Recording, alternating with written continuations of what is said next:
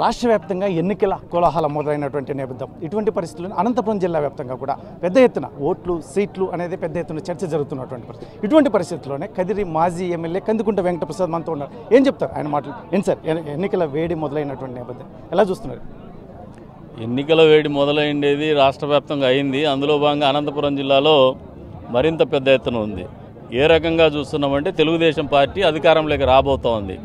ప్రజలందరూ కూడా యావత్ ప్రజానీకం కూడా రాష్ట్రం చెందినటువంటి యావత్ ప్రజానీకం కూడా ఎప్పుడెప్పుడు ఎన్నికలు వస్తాయా, ఎప్పుడెప్పుడు ఈ సైకో ముఖ్యమంత్రిని గద్దె దింపుదామనే ఆలోచనతోనే ఉన్నారు. ఎందుకంటే ఏ వర్గం కూడా సంతోషంగా సుఖంగా లేనటువంటి పరిస్థితి ఈ రాష్ట్రంలో నెలకొన్నాయి.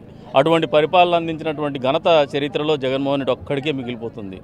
ఏ ముఖ్యమంత్రి అయినా కూడా అంతో ఇంతో చేసి ఒక వర్గమన్నా సంతోషాన్ని పెట్టగలిగినాడేమో కాదని ఈయనైతే ఏ వర్గం అని ఎందుకు చెప్తున్నానంటే కనీసం తన సామాజిక వర్గము ఆయన మామూలుగా కులానికి తెలియకుండా మతాన్ని తెలియకుండా కులాన్ని వాడేస్తా అంటాడు. ఆయన క్రిస్టియనో రెడ్డో తెలియదు, కానీ రెడ్లు సంతోషంగా లేరు, క్రిస్టియన్స్ కూడా సంతోషంగా లేరు. ఈ రోజున వారి వర్గాలే సంతోషంగా లేనటువంటి పరిస్థితుల్లో వెనుకబడిన వర్గాలు ఏ రకంగానూ సంతోషంగా ఉండదనేది సహజంగా జరిగే ప్రక్రియ. ఇటువంటి పరిస్థితుల్లో వెనకబడిన వర్గాలు మొదటి నుంచి కూడా నాయకత్వాన్ని ఇవ్వడం కావచ్చు, వారి గురించి ఆలోచన కావచ్చు, చేతి వృత్తుల వారిని ప్రోత్సహించడం కావచ్చు. స్వర్గీయ నందమూరి తారక రామారావు గారు తెలుగుదేశం పార్టీ స్థాపన చేసిన తర్వాతే ఈ వర్గాల్లో ఒక రాజకీయ చైతన్యం వచ్చింది. ఆర్థికంగా ఎదుగుదలకు దోహదపడినటువంటి పరిస్థితులు కల్పించినారు ప్రభుత్వం వచ్చినప్పుడల్లా. ఈ రోజున మరొకసారి రాష్ట్రంలో ఉన్నటువంటి వెనుకబడిన వర్గాలంతా కూడా ఏకతాటి మీదకి వచ్చేటువంటి పరిస్థితులు నెలకొన్నాయి. అందరూ కూడా ఏకతాటి మీదకి వచ్చి మళ్ళీ చంద్రబాబు నాయుడు గారిని ముఖ్యమంత్రిని చేసుకోవాలా, తద్వారా ఈ రాష్ట్రంలో ఏదైతే గడిచిన 4.5 సంవత్సరాల కాలంలో వెనుకబడిన వర్గాలకు జరిగినటువంటి అన్యాయం, రిజర్వేషన్లు ఏదైతే స్థానిక సంస్థల్లో కోత విధించబడిందో దాన్ని మళ్ళీ పునరుద్ధరించుకోవాలా. అంతేకాదు భౌతికంగా దాడులకి, అదే రకంగా ఫిజికల్గా ఎలిమినేషన్, భౌతికంగా నిర్మూలించడము, పొద్దుటూరులో ఒక చేనేత నాయకుడిని పెద్ద ఎత్తున బీసీ వర్గాల మీద దాడుల్ని వ్యతిరేకించాలనే ఆలోచనతోనే చంద్రబాబు నాయుడు గారు గడిచిన మహానాడు సందర్భంగా విడుదల చేసినటువంటి భవిష్యత్ గ్యారంటీ మినీ మేనిఫెస్టోలో సిక్సర్ ఏదైతే పెట్టున్నారో దాంట్లో ఎస్సీ ఎస్టీ అట్రాసిటీ చట్టం ఏ రకంగా ఉందో అంతే స్థాయిలో బీసీ వర్గాలను ఆదుకునేటువంటి కాపాడుకునేటువంటి బీసీ వర్గాలకు ప్రత్యేకమైనటువంటి చట్టం తీసుకొస్తామనేటువంటి ఆలోచన పెద్ద ఎత్తున బీసీ వర్గాల్లో తెలుగుదేశం పార్టీకి మద్దతు ఇవ్వాలని చెప్పేసి ఏదైనా 10% 20% అటువైపున ఉన్నటువంటి వర్గాలు కూడా ఈరోజున మళ్ళీ తెలుగుదేశం వైపు చంద్రబాబు నాయుడు వైపు చూసేటువంటి పరిస్థితులు నెలకొల్పినాయి. ఈ రోజున బీసీలకు పెద్ద ఎత్తున నాయకత్వం అందించినటువంటి పార్టీ కూడా తెలుగుదేశం పార్టీని. మరి మాకు నాయకులుగా ఈ పార్టీలో ఓనామాలు దిద్ది ఈ రోజున ఒక స్థాయికి వచ్చినటువంటి మేమందరం కూడా మా వంతు బాధ్యతగా బీసీల్లో చైతన్యం తీసుకురావాలనే ఆలోచనతోనే ముందుకు పోతున్నాం. ఖచ్చితంగా బీసీలను కానీ అణగారిన వర్గాలని కానీ పూర్తి స్థాయిలో చైతన్యపరుస్తాం. ఏదైతే జయహో బీసీ కార్యక్రమం ఉందో దీన్ని మనస్ఫూర్తిగా మా బాధ్యతగా నిర్వర్తిస్తాం.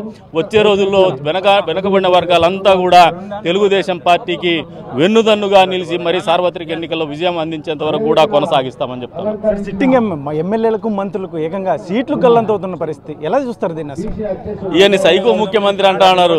అది మేమంటా అంటే మొన్నటిదాకా పాపం వాళ్ళు మా నాయకుడు చాలా ఏదో చేసేస్తాడని చెప్పేసి ఆలోచనలో ఉన్నాడు, కానీ వాళ్ళే ఈ రోజున మా సైకో ముఖ్యమంత్రి అంటే ప్రతిపక్షాలు అంటే ఏమనుకున్నాం, కానీ నిజంగానే ఈయన ఒక సైకో అనే ఆలోచనలోకి వాళ్ళే వచ్చినారు. ఆయన అసలు ఎందుకు చేస్తున్నాడో ఆయనకి అర్థం కానటువంటి పరిస్థితి. ఈ రోజున మంత్రులు కానీ ఎమ్మెల్యేలను కానీ మార్చడం కాదు, స్వయంగా ముఖ్యమంత్రినే మారిస్తే మాత్రమే ఆ పార్టీ బతికి పట్టగడుతుందనేది వాస్తవమని అందరూ కూడా ఆలోచనలోకి వచ్చినారు.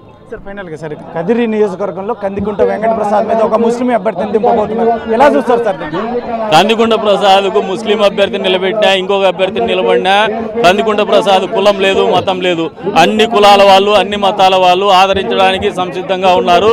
ఎందుకంటే కందికుంట ప్రసాద్ అనేవాడు ప్రతి ఇంట్లో బిడ్డ, ప్రతి కులానికి చెందినటువంటి వ్యక్తి, ప్రతి మతానికి చెందినటువంటి వ్యక్తి, ఏ కులానికో ఏ మతానికో పరిమితం కాలేదనేది వాస్తవము.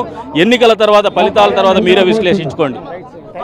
ఇది ఏదైతే ఉందో మొత్తం మీద రానున్న ఎన్నికల్లో చంద్రబాబు నాయుడుని గెలిపించడానికి ముఖ్యంగా ప్రజలంతా నిర్ణయించుకున్నటువంటి నేపథ్యం. ఇందులో ముఖ్యంగా జగన్మోహన్ రెడ్డిని సైకో అని మేము అన్నది కాదు, ఏకంగా సొంత పార్టీ వాళ్ళే ఈ మధ్య కాలంలో అనాల్సిన పరిస్థితి వస్తుంది. ముఖ్యంగా వారి ఏదైతే ఉందో మంత్రులు కావచ్చు ఎమ్మెల్యేలు సీట్లు గల్లంతున్న నేపథ్యంలో ప్రతి ఒక్కరు స్పందిస్తున్నటువంటి పరిస్థితి. ముఖ్యంగా ఏదైతే ఉందో కందికుంట వెంకటప్రసాద్ మీద ఎవరు పోటీని నిలిపినా ఎవరిని నిలిపినా మాత్రం ఖచ్చితంగా ప్రతి ఇంటిలో బిడ్డగా కందికుంట వెంకటప్రసాద్ రానున్న ఎన్నికల్లో గెలవబోతున్నారు అని చెప్పేసి ధీమా వ్యక్తం చేస్తున్నటువంటి పరిస్థితి.